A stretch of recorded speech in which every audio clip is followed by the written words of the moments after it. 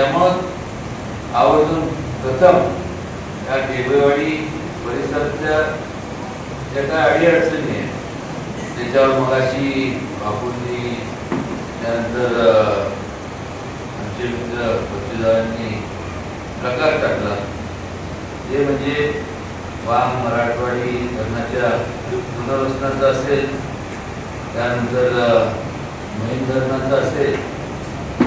इथे येत असताना केवळ मोकळ्या हाताने मी आलेलो नाही आणि मी असंही म्हणणार नाही इतरांसारखं विशीला वेळ देऊन हे सगळं केलं, हे सगळं केलं हे मी केलं, हे मी नाही केलं. एक लक्षात या ठिकाणी त्यांनी अनेक वर्षापासून या संपूर्ण ह्या भागाला तर हाताच्या फोडासारखं ज्यांनी जपलं, जतन केलं, पाठराखण केली असे आदरणीय पाटणकर सरकार दादा असे अनेक बापू असतील, अनेक लोक आहेत, ज्येष्ठ श्रेष्ठ लोक आहेत ज्यांचं मोठं योगदान आहे, ज्यांनी ते झटले आणि त्यांचं सुद्धा आजचं संयुक्त सगळ्यांच्या योगदानामुळं आज मला सांगायला आनंद होतो की यांनी हे सांगत असताना मी आवर्जून मला माहित आहे की जी काही पुनर्वसनाचा प्रश्न होता तो जवळपास आता सर्व मार्गी लागलेला आहे. सुमारे जे माझ्याकडे जे कागदपत्र शासनाचे आहेत जिल्हाधिकारी कार्यालयात जे मला प्राप्त झाले त्या अनुषंगाने साधारण 17 लाख रुपये एकरीप्रमाणे सर्व आपल्या ज्यांच्या जमिनी जातात त्यांना देऊ करण्यात आलेले मिळणार आहेत किंवा काही लोकांना चेक्स पण दिलेले आहेत. पण त्यांच्या जमिनी खास करून मंदरूळ फुले जी गाव आमच्या मित्रांचं आहे, जानोडेवाडी, चितपवाडी, त्यांना जरी माझी काळजी नसेल तर निश्चितपणे मी कधी भेदभाव करत नाही. मला सर्वांचीच काळजी, कारण की भेदभाव करणं हा माझा माझ्या स्वभावात नाही आणि त्यामुळं कोणाच्याही वर अन्याय होऊन देणार नाही. कोणाच्याही तुमच्याशी विचार विनिमय केल्याशिवाय खास करून या 3 गावांचे जे पुनर्वसनाचे जे प्रश्न आहेत तुम्हाला विचारात घेऊनच ते सोडवले जातील.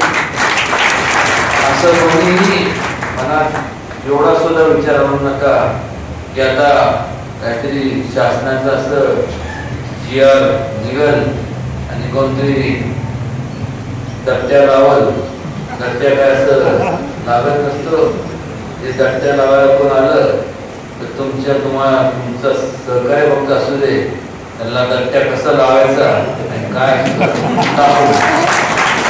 तर मात्र या 3 गावाचा जो प्रश्न आहे ज्या धर्तीवर जसं त्या संदर्भात 17 लाख रुपये एकरीप्रमाणे जो मोबदला ज्याप्रमाणे सोडला गेला त्याप्रमाणे आपल्या 3 गावाच्या लोकांच्या बरोबर बैठका घेऊन त्यातनं निश्चितपणे तोडगा काढला जाईल आणि त्यांच्या योग्य त्यांना वाटत असेल पैसा असेल तर पैसा, अन्यथा मग जर त्यांना त्या ठिकाणी जायचं असेल आणि जर पाणी असेल तर ते त्यांना फक्त एकच मार्ग जे आहे पाण्याचा ते मैन धरण आहे. त्या मैन धरणातनं त्यांना त्या ठिकाणी जलसंधारणाच्या माध्यमातून केटीओ बांधून त्या ठिकाणी त्यांना पाणी देण्यात येईल ही ग्वाही मी आपल्याला या ठिकाणी आवर्जून देतो. लोक आश्वासन देत नाही की त्याचं कारण एवढंच आहे की जे आपण खरं बोलतो, जी वस्तुस्थिती मांडतो ती केवळ मतदानाच्या दिवसापर्यंत ते ठीक असतं, मत मिळवण्याकरता की बाबा ठीक आहे, चला आता काय जाऊ नये, काय पण बोला, रिटून बोल, पण खरं बोल, आपलं खोटं बोल. पण काय पुढं काय, रेटून बोल पण खोटं बोल, पण रेटून बोल, ही कुठपर्यंत चालतं? मतदान दिवसात मतदान झालं की काय होतं मला सांगा. एकदा मतदान पार पडल्यानंतर आपण जे खोटं बोललेलं असतं, पण रेटून बोललेलं असतं, जे ऍक्च्युली वस्तुस्थितीत आपल्याला वस्तुस्थिती नसती, त्याचा आपल्याला विसर पडतो. आणि मग ज्यावेळेस लोक आपल्याकडे येतात, आता मी आपल्या या अनेक आपण लोक, माझे 2 डोळे, पण आज व्यासपीठावरती सगळे आपण मान्यवर आपण माझ्याकडे बघताय, मला भान आहे की माझे 2 डोळे मी आपल्याकडे बघतोय, पण आपले असंख्य डोळे माझ्याकडे नजर लावून आहे. आणि ह्या संपूर्ण तुमच्या नजरेला मी कधी तडा जाऊन देणार नाही. आणि ज्या दिवशी तुमच्या नजरेत मी पडेल, त्या दिवशी त्या जीव मला जगण्याचा म्हणजे जगण्याचा अर्थ सांगणार नाही. त्याला काय अर्थ, ते इसकी टोपी उसके सिर पर है, त्याची टोपी त्याला फार काळ चालत नसतं.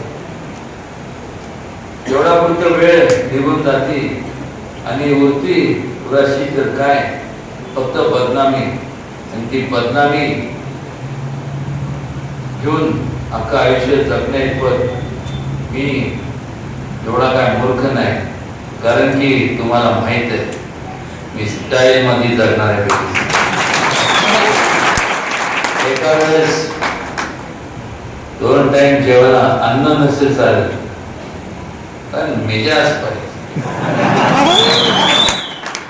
ती कधी येते जेव्हा आपण लोकांचे मनापासून कामं मार्गी लावतो. ती कधी येते जेव्हा एक लोकांचे कामं मार्गी लावल्याचं एक मनापासून समाधान मिळतं. ती कधी येते जेव्हा लोक आपल्याकडं त्यांनी विश्वास आपल्यावर ठेवलाय, त्यांना सगळं वाटतं आणि ते म्हणतात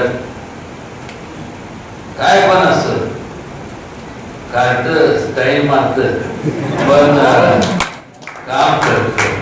आणि म्हणून माझं जे काय आहे ते काम करायची पद्धत वेगळी असते. लोक काही पण म्हणत असते कॉलर हे काम होतात का, अहो आजपर्यंत कॉलर उडूनच काम केले. आता त्यात कसं करणार, कॉलर उडून मी काम केले, वैयक्तिक टीका केली नाही. सुरुवात कोणी केली, आमच्या दादांनी, बलवान दादांनी. माझा काय संबंध, मी आपलं चाललो होतो, हो ते काम करा, हो ते काम झालं पाहिजे. पण काम झाले म्हणून एकदा पहिल्यांदा मला निवडून दिलं खासदारकीला. त्यावेळेस सगळ्यांनी सांगितलं लाट आहे, लाट आहे, लाट आहे, लाट आहे.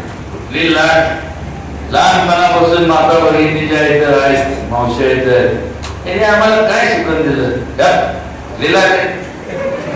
एकच लाट असते, ती म्हणजे समुद्राची लाट. अशा लाट बेटाचे कुठे येत नसतं. अशा लाट लाट म्हणणारे जे लोक आहेत त्यांनी आजपर्यंत काय केलं असेल तर ह्या 5 वर्षामध्ये देशाला लाट लाट एवढंच केलं. आणि त्यामुळं आज आपण विचार करण्याची माझं करता ठीक आहे, चला मी तर काम करून दाखवली, दुसऱ्यांना काम केली, मी माझा कामाला संपूर्ण तपशील मांडला. 14 तारखेला बाबासाहेब आंबेडकरांची काय जयंती आहे. तो दिवस आम्ही मुद्दामून निवडला.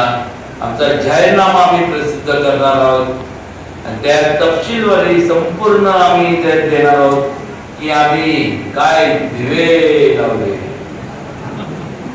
की लोकांना पाहायला मिळेल की ह्या मुलांनी 29 वर्षात काय केलं आणि भविष्य काळात काय करणार. एवढं उघडपणे आम्ही आमचं खायचे दात एक आणि दाखवायचे एक असं कधी करत नाही. पण हे झालं माझा भाग. माझी जेवढी किल्ली उडवली, चाळीसचा आनंद करायचा प्रयत्न केला, त्याचं उत्तर मी समर्थपणे पुराविषयी दिलं. पण मला हे कळत नाही, एवढं बोलताना ते सुद्धा असं त्याने काय केलं, काय केलं,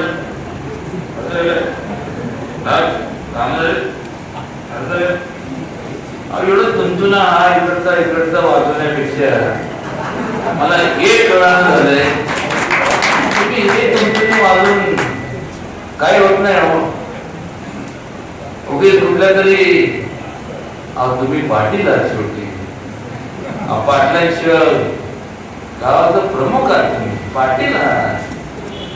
तुम्ही पाटील आणि तुम्हाला मार्गदर्शन करणारे सुद्धा पाटील.